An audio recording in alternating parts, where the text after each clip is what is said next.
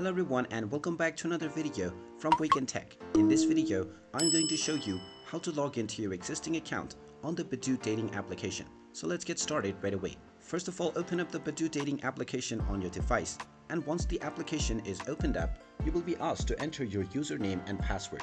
Now, if you created your account using your email address, you can just type in your email address or phone number within the box and then type in your password underneath. Then you can tap on the sign in button. But if you created your account using your social media account, you can tap on sign in another way. Then you can either tap on the sign in with Google button or the sign in with Facebook button. Just tap on whichever option is suitable for you, and you might be asked to select your appropriate account. After tapping on the continue as button, you can simply tap on continue and tap continue once again with sharing your location. And now you will be signed in to your existing account on the Badoo dating application, and you can immediately start matching. And there you have it. That is how easy it is to log into your existing account on the Badoo dating application.